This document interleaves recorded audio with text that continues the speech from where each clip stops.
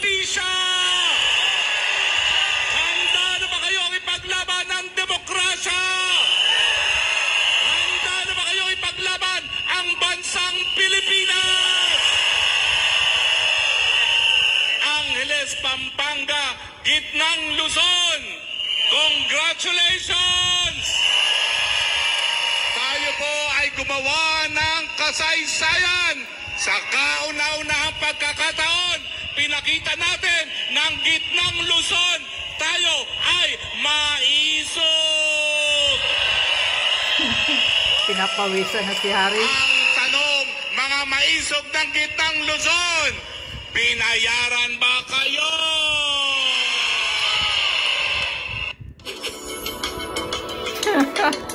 Grabe ang buwan ni Harry, ah.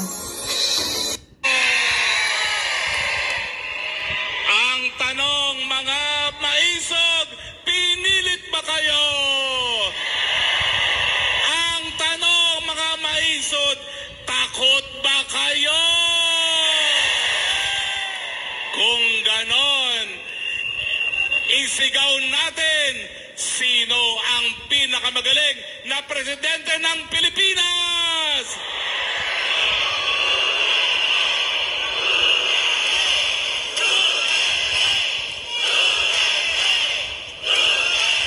Isigaw ninyo, sinong gusto nyong mamuno sa Pilipinas?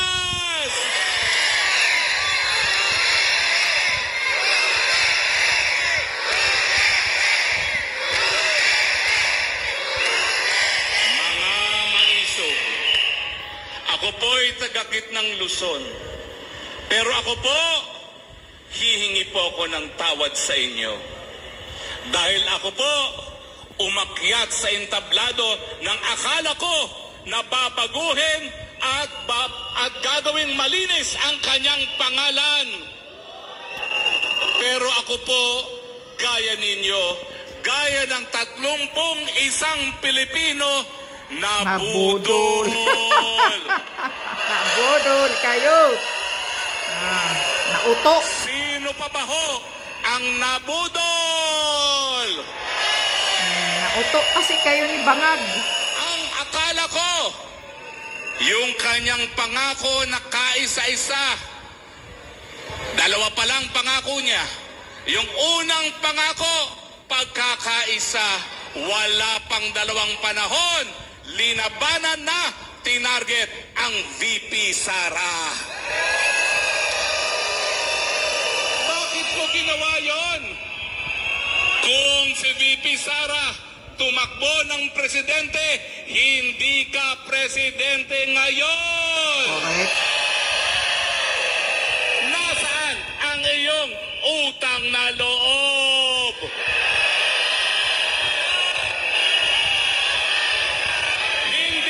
Pagkakaisa ang binaling pangarap. Ang tanong ng marami, nasaan ang 20 pesos kilo ng bigas?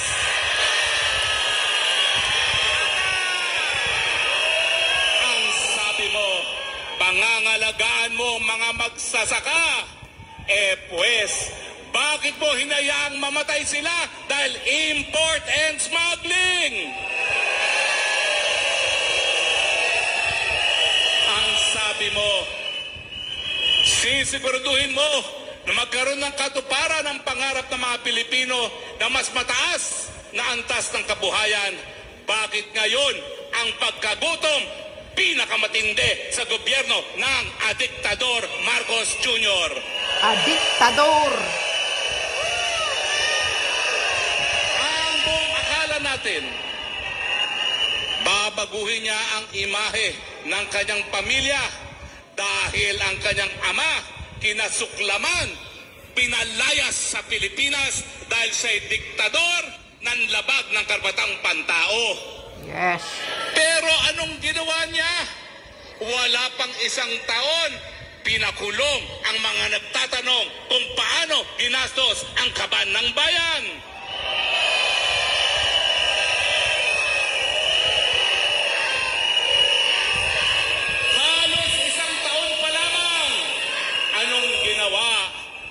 tinanggalan ng prangkisa ang SMNI.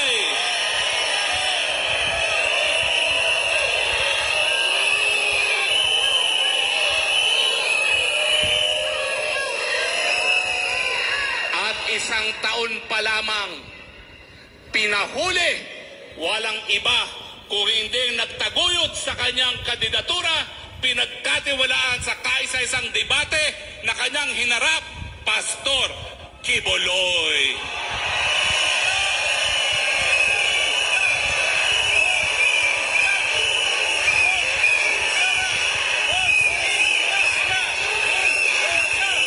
Dalawang taon na nakaluklok sa pwesto. Anong ginawa sa Pilipinas?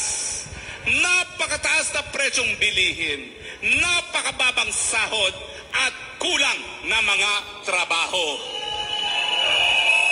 Grabing pawis ni Rocky. Pero hindi lang po yan ang pinakamasamang nangyari.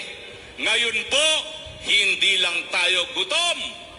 Ngayon po, kinakaladkad pa tayo sa gera na wala pong mabubuhay.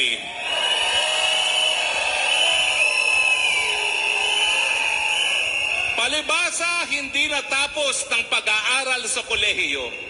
Hindi niya alam na ang bansang China never nating naging kaaway. Yes. Ngayon, lahat ng Chino, sinasabi nila, Chinese spy daw. Anong resulta?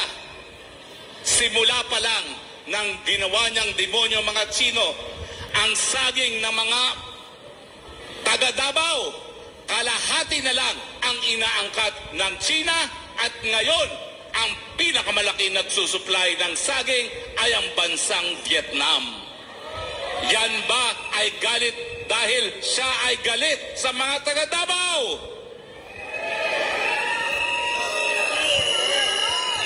Bakit pinaglalaban ang transparency? Dahil nga po, hindi natin maintindihan. Nung una, ang sabi niya, China ang pinaka-importante nating kaalyado. Ngayon, ang sabi niya, China ay kalaban. Kinakailangan payagan ng mga Amerikanong gamitin ang ating mga base militar. At ngayon, mga kaibigan, mga taga-Central Luzon, meron po tayong banta dahil pinalagan niyang mga Amerikano mag-deploy ng mid-range missile launchers na naging dahilan kung bakit kamuntik nang magkaroon ng nuclear war sa panig ng Russia at ng Amerika. Bakit kinakailangan ng transparency? Meron bang tao na nasa tamang pag-iisip na nais mamatay ang mga Pilipino? Meron bang nasa tamang pag-iisip na nais na magunaw ang bansang Pilipinas sa gera na wala naman tayong interes? Kaya nga, Mr. President, hindi po pwedeng pinagtatawanan ang tanong kung ikaw ay adik dahil may karapatan po kami malaman ang mga importasyon na makakaapekto sa aming buhay. Sumagot ka, Mr. President. Adik ka ba? Adik. Adik kukin. Bangag.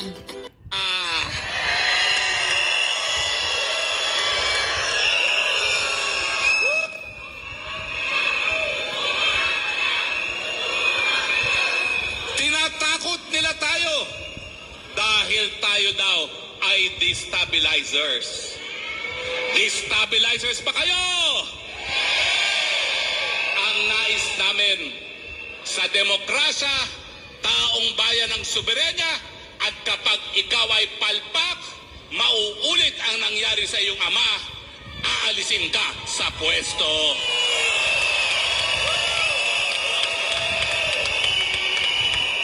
Mga taga Central Luzon, handa na ba kayong maghusga?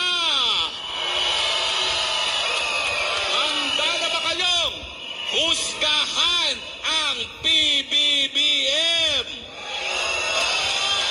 Ang tanong, ano ang husga nyo kay PBBM?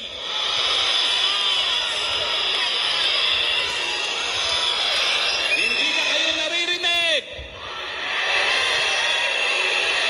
Mahina dito. Dito. Naririnig mo ba yan, PBBM? Naghusga na ang mga taga-gitnang Luzon. Ang panawagan ay...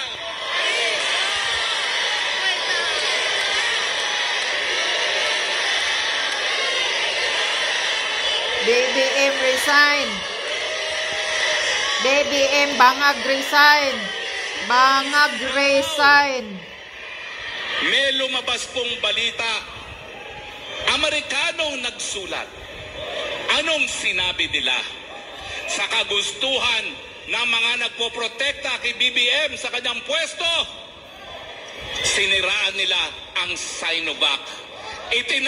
Tinakot nila ang mga Pilipino na hindi raw ligtas ang Sinovac at sinabihan ang mga Muslim na meron daw baboy ang Sinovac. Grabe Dahil ah. lamang gusto nilang magalit ang mga Pilipino sa China, naging dahilan, tinakot nila ang mga Pilipino, Kaya nga, naging dahilan katarantaduhan. na napakaraming namatay, samantalang nandun sanang Sinovac para iligtas ang kanilang mga buhay.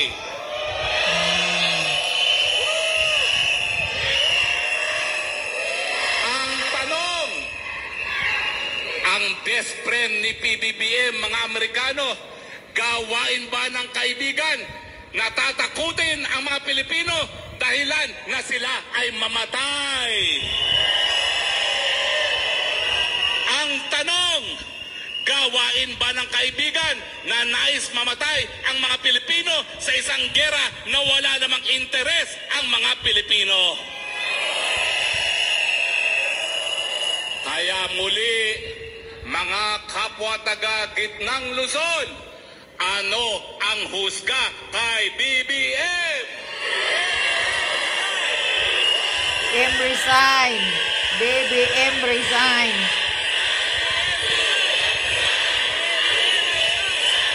Bangag resign. A diktador resign. Sa aming mga katunggali, ang araw na ito, ginugol nila para siraan ako. Pero anong nangyari?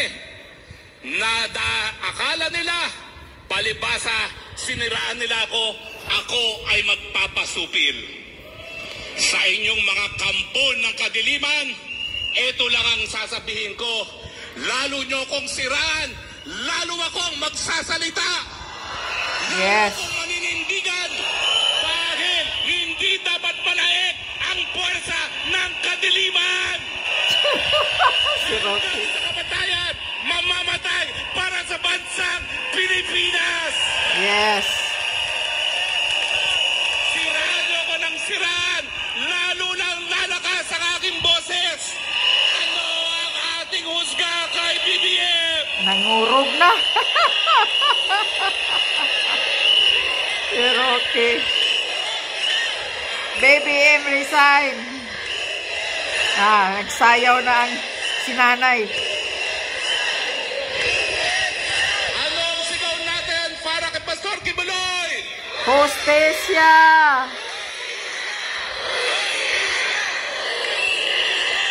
Handa ba kayong mamatay para sa ilang bayan?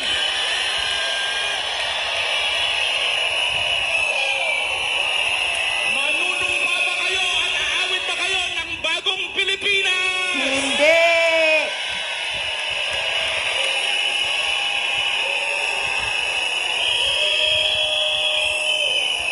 Isa lang po ang mensahe ng mga maisod. Puwersa ng kadiliman, ibinigay nyo na ang lahat ngayong araw nito para sirain ang isang maisog. Ang resulta, lalo tayo naging matabang, lalo tayong magiging piso!